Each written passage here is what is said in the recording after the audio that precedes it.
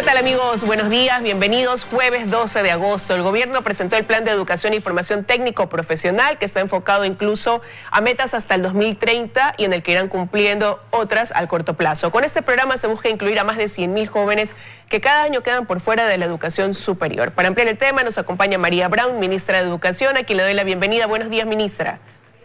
Buen día a todos los ecuatorianos que nos están escuchando y viendo.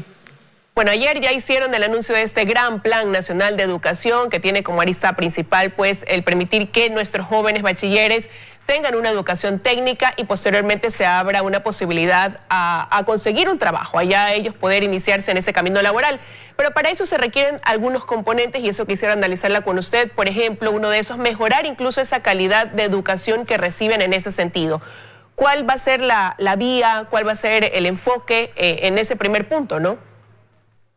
Bueno, uno de los elementos que hemos planteado en el plan tiene que ver con cómo trabajar de manera articulada para mejorar la oferta de educación y formación técnico-profesional en el país. Existen varias instituciones que estamos a cargo de distintos niveles o modalidades de formación técnica. El Ministerio de Educación está a cargo de los bachilleratos técnicos, que son una modalidad de bachillerato que sucede pues, en los últimos 3 años de educación obligatoria, en la cual estudiantes pueden optar por figuras profesionales técnicas agropecuarias, inclusive en deportes y artes. Luego tenemos a la CENESIT. La Secretaría de Educación Superior regula la oferta de los institutos técnicos tecnológicos, que también es una oferta técnica ya a nivel de educación superior.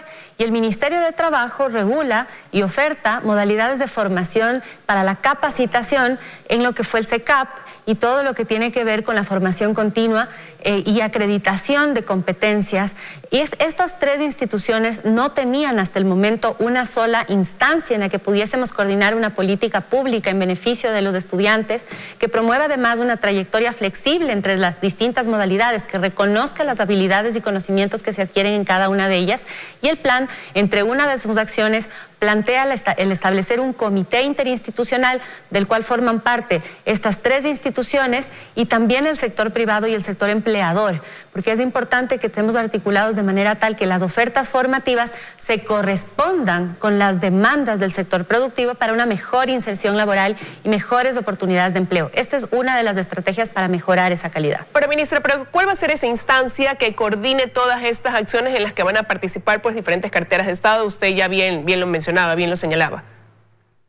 Es un comité interinstitucional del cual todos vamos a formar parte. Haremos el primer llamado a la reunión del comité en las próximas semanas, de manera tal que podamos aprobar también los estatutos que regularán este comité interinstitucional, y tendría una modalidad de regulación en la cual una de las instituciones lo presidiría de forma rotativa, y esto nos permitirá tener una acción más articulada, más coordinada.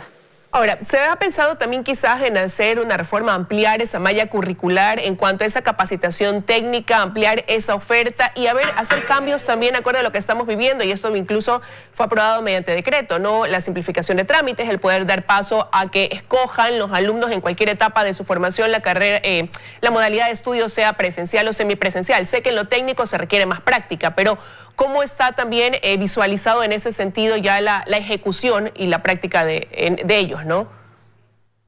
Sí, plantear también una actualización de las mallas curriculares y las figuras profesionales. En nuestro caso, para el bachillerato técnico, revisar las mallas curriculares existentes de las figuras profesionales ya aprobadas, actualizarlas. Tienen que estar en constante cambio, en constante actualización, de la mano con el sector productivo, porque existe innovación todo el tiempo en cada uno de estos sectores.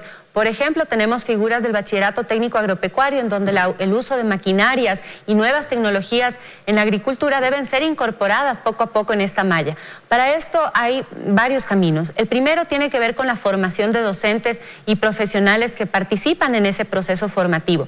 El segundo, el vínculo con el sector productivo. Este vínculo con el sector productivo se da en la elaboración de la malla curricular y actualización de la misma, y también, que es el tercer punto, en las prácticas preprofesionales o en aquel componente de formación ya haciendo, el saber hacer haciendo, en las modalidades de formación técnica dual. que lo que contemplan es que el estudiante pueda aprender ya en el lugar en donde en el futuro podría ser empleado y que pueda conocer cuáles son las condiciones en ese espacio laboral. Estos tres elementos, mezclados también con un trabajo con los estudiantes y una revisión de cuál es la vocación productiva del territorio, las necesidades del territorio, son fundamentales. Otro ejemplo es el trabajo que vamos a realizar con el Ministerio de Turismo para el fomento del turismo a nivel nacional. Al momento en el bachillerato técnico contamos solamente con 2 ofertas o 2 figuras profesionales dentro de la modalidad de bachillerato técnico en turismo, y ahora vamos a revisar y ampliar estas ofertas, fortalecerlas con apoyo también de universidades de educación superior en la formación y composición de estas nuevas mallas curriculares. Este ejercicio debe realizarse con cada uno de los sectores productivos y también en articulación con los estudiantes para saber cuál es su plan de vida, qué es lo que ellos quieren alcanzar a través de la formación técnica. Una de las metas que se plantea el gobierno del encuentro al fortalecer esta oferta técnica es brindar a los jóvenes oportunidades de aprendizaje e inserción a modalidades de estudio que respondan mejor a sus intereses y a sus necesidades, que reduzcan las tasas de deserción o exclusión que se dan a nivel de bachillerato. Más de 150,000 jóvenes que están fuera del sistema educativo en los últimos 3 años, es decir, entre los 15 y 18 años. Queremos volverlos a llamar a modalidades de bachillerato que a ellos les parezcan útiles, que les parezca pertinentes y que realmente les permita desenvolverse en sus distintas realidades. Y esto también se vinculará con algunas modalidades, no en todas las figuras profesionales, porque como tú lo mencionabas, algunas no van a tener, no va a ser sencillo hacerlo a distancia, pero algunas sí se puede complementar la presencialidad con el trabajo y educación en casa o autónoma con estas prácticas en la presencialidad. Pero usted ha mencionado como parte fundamental también a la empresa pública y privada dentro de este gran plan, y el hecho es que, como decíamos, van a tener una carrera técnica, pero se abre también la posibilidad de que encuentren una plaza de trabajo incluso desde el momento de la práctica preprofesional, para ellos poder ya ir conociendo la ejecución de esa carrera en la que están formándose, ¿no? ¿Cuál es la garantía de que esas puertas se van a abrir? Ayer sí veíamos que estaba, por ejemplo, el ministro de Trabajo presente también en este lanzamiento. ¿Cuál va a ser ahí esa estrategia para que esta convocatoria, que se involucren estas 2 partes y sea un sostén para nuestros jóvenes estudiantes ya en poder ejercer profesionalmente, se dé tal y como está planificado? Esto es un ganar-ganar para el sector productivo y para los jóvenes. ¿Por qué? Porque el momento que la industria nos dice, miren, nosotros estamos identificando que la gente que viene a trabajar con nosotros requiere estos conocimientos, de estas habilidades, de estas destrezas que no están siendo fortalecidas en el sistema educativo actual. Necesitamos incorporar esto dentro de su proceso formativo. Ellos, a su vez, abren sus puertas a los jóvenes para que puedan aprender dentro de su propia industria. Una vez que ellos se gradúan, pues la posibilidad de inserción laboral se incrementa significativamente, porque el propio sector productivo ya ha invertido en su capacitación. Antes que ahora que lo hacen una vez que ya están dentro de sus filas de trabajo. Es decir, ahora sí el sector productivo también invierte en capacitación de su personal. Lo que nosotros hemos planteado es que esta capacitación se dé dentro del proceso formativo para que esto forme parte de la malla curricular, haga parte de su pensum académico, y una vez que ingresan a trabajar dentro de su título y dentro de las certificaciones, tanto de educación a nivel de bachillerato como de institutos técnicos y tecnológicos, estos conocimientos que han sido desarrollados en el lugar de trabajo ya formen y sean reconocidos en esta malla curricular. Esto nos mejora el nivel de acceso al empleo. Este no es el primer país que fortalece la educación técnica. De hecho, el fortalecimiento de la educación técnica y el acceso al empleo son parte del Objetivo de Desarrollo Sostenible número 4. Están como en dos de las metas que plantea este objetivo, y ha sido ejemplo del desarrollo de estas figuras Alemania, por ejemplo, con todos sus programas de formación dual, y de estas experiencias y de experiencias que ya se han llevado a cabo en el país y en la región, es de las que queremos aprender para precisamente garantizar que exista este vínculo de la educación con el trabajo y mejorar esos índices de empleabilidad en el sector productivo que ya ha sido generado, pero también de emprendimiento, que los estudiantes puedan también tener la posibilidad de emprender sus propias iniciativas y negocios en función de su proceso formativo. Bueno, hay una especie de estímulo para esas empresas. Ayer ya incluso hicieron la entrega de 3 de estos sellos BT que ha generado o que han creado para aquellas personas que apoyen las instituciones, tanto en la formación de docentes como en la amplitud de campo para los estudiantes, ¿no? Pero ¿qué va a implicar para una empresa recibir esta marca, este sello BT? Esto es un reconocimiento a un interés social que tiene esta empresa, al trabajo con la propia comunidad. Como les decía, es un ganar-ganar porque finalmente también al recibir a estos estudiantes, ellos están garantizando que sus futuros empleados cuenten con las destrezas, habilidades, conocimientos, competencias que ellos necesitan. Nos permite también incrementar pues esta corresponsabilidad sobre la calidad de la educación, que no depende únicamente de una instancia, sino que depende realmente de los esfuerzos mancomunados que hagamos todos en favor del desarrollo del país, en favor de las oportunidades que tengan estos jóvenes. Este reconocimiento es uno de los múltiples incentivos. También dentro de este comité interinstitucional se plantearán otras alternativas de incentivos a los propios empresarios que deseen participar en estos procesos y que cada vez se vayan sumando más. Al momento ya contamos con un número importante de empresas que participan y contribuyen en los procesos educativos de educación técnica, pero también en otros niveles, y esto es algo que debemos seguir afianzando, porque las empresas no están insertas en un lugar aislado, no son una isla dentro del país, sino que forman parte del tejido social, y es de interés de todos y también de ellos que ese tejido social se robustezca y que podamos además poner un granito de arena en este desarrollo del país. Ministra, ya proyectándonos en cifras, ayer el presidente Lasso decía que 90.000 jóvenes tienen cupo en universidades, que esto quiere decir que 110.000 se quedan sin estudios en el país, lo que implica incluso que no tengan la oportunidad a un trabajo. Con este plan, como yo mencionaba en cifras, ¿a qué se proyectan? ¿Cuánto sería la reducción de ese porcentaje que hoy actualmente preocupa y que marca una realidad en el país de deserción, de abandono, de no tener posibilidades nuestros chicos a poder tener una formación y menos aún pues un trabajo? Son dos cosas. Primero, el posicionar que no necesariamente para ser exitoso y tener acceso a empleo tienes que tener un título de tercer, cuarto nivel. No necesariamente tienes que tener una licenciatura o un doctorado para tener acceso a un trabajo digno, un trabajo decente, con un buen salario, una buena remuneración, sino que existen procesos de formación alternativos.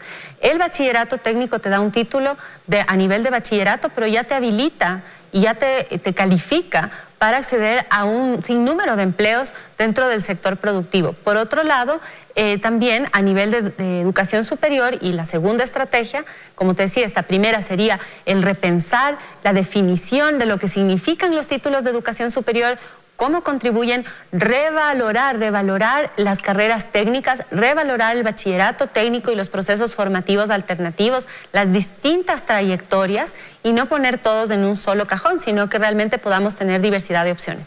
Y en el segundo punto sería la ampliación de la oferta formativa a nivel de educación superior, algo en lo que está trabajando el secretario de Educación Superior, Ciencia, Tecnología e Innovación, y que también se apuntalará con la propuesta de reforma de Ley Orgánica de Educación Superior.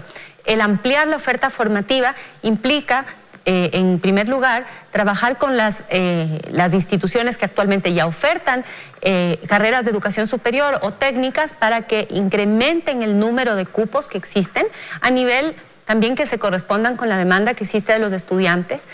Uno de los elementos que estamos planteando, pues precisamente, es que exista también un reconocimiento de la trayectoria del bachillerato técnico, de las competencias que han sido adquiridas a nivel de bachillerato en estas figuras profesionales técnicas, para que una vez que se inserten a la educación superior sea reconocido esa trayectoria. Un tercer elemento fundamental para mejorar esos índices es la orientación vocacional. Necesitamos que los jóvenes, no cuando se gradúan, sino varios años antes, ya tengan un acompañamiento para que puedan identificar cuál es la trayectoria formativa y profesional que quieren plantearse como parte de su plan de vida, para que cuando elijan una carrera de educación superior, y si eso es lo que desean, lo hagan con pleno conocimiento de cuál es su expectativa luego en la inserción laboral. Nos sucede que pese a que el número de estudiantes que aplican la educación superior y los cupos son limitados, también existen cupos en carreras que quedan vacantes, que no están ocupados por estudiantes, porque se desconoce la existencia de esta oferta formativa. Entonces tenemos que hacer un proceso de acompañamiento, de orientación vocacional, que que inicien los primeros años del bachillerato, los últimos años de la básica superior, y que también vaya con un acompañamiento en esta orientación profesional, es decir, complementar la orientación vocacional con la orientación profesional para que las elecciones de cuál va a ser su decisión a futuro sea la más óptima. Reducir el número de estudiantes que acceden a una carrera y que pocos meses después solicitan un cambio de carrera porque se dan cuenta que no es lo suyo. Esto también congestiona el sistema de educación superior y no está en beneficio de los estudiantes. Es una inversión innecesaria. Entonces, es trasladar esa inversión a un momento anterior en donde podamos garantizar que ellos tomen decisiones más informadas. Y algunas de esas decisiones que usted ha mencionado, objetivos más bien, tendrán que apuntalarse con las reformas a la Ley de Educación Superior. La próxima semana el presidente Lasso ha anunciado que él personalmente le irá a entregar a la Asamblea en compañía de suya, me imagino, y habrá que ver ahí qué resuelve la Asamblea en ese sentido. Ministra, no quiero terminar esta entrevista sin dejar de preguntarle por un tema adicional y tiene que ver con el regreso paulatino presencial a clases. ¿Cómo ven ustedes esa situación, ese tema de lo que han podido ir midiendo en base a lo que ya los colegios se han reactivado de cierta forma, ya reciben alumnos, no quizás todavía como se lo haría regularmente, pero ya se han sometido a esta prueba, ¿no? De ver cómo funcionan los controles de bioseguridad? ¿Cómo evaluaría usted hasta el momento el tema? Nuestra evaluación es muy positiva, Lidia. Hemos tenido una receptividad muy buena de los estudiantes. Hemos podido verificar que las medidas de bioseguridad en las instituciones educativas que ya tienen esta autorización de uso progresivo de sus instalaciones se ha cumplido. Testimonio de eso es que no hemos tenido brotes de contagios de COVID en ninguna de las instituciones educativas que han abierto sus puertas. Más de 2.000 instituciones educativas a nivel nacional ya cuentan con ese permiso y seguiremos ampliando este número. Sin embargo, es importante aclarar a la ciudadanía que en ningún momento cercano, es decir, y sobre todo para el inicio del régimen Sierra Amazonía, muchas familias nos preguntan y queremos aclarar esto. En septiembre, el 1 de septiembre, inician las clases, pero esto no quiere decir que todos vamos a ir a la presencialidad. Continuaremos con esta modalidad de retorno progresivo y uso paulatino de las instalaciones, respetando los códigos y medidas de bioseguridad que requieren unos aforos reducidos y sobre todo tener este distanciamiento y respetar el distanciamiento entre las personas que están dentro de la instalación educativa, haciendo horarios diferenciados, controlando lo que sucede en los espacios de uso común, con ventilación y trabajar y promover también el trabajo al aire libre y actividades que puedan también ser más seguras.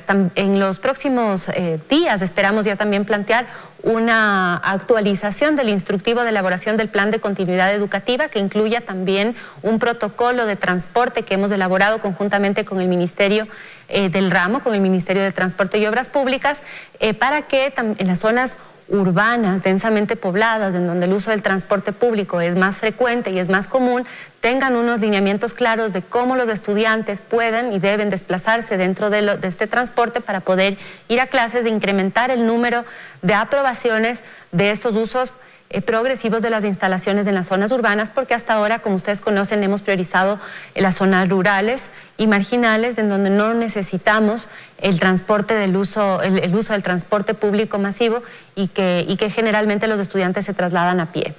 Quiero agradecerle, ministra, que haya estado esta mañana con nosotros realizando estas precisiones en temas importantes dentro de la educación. Gracias, que tenga un buen día. Muchas gracias a ustedes también, gracias por el espacio y por esta invitación.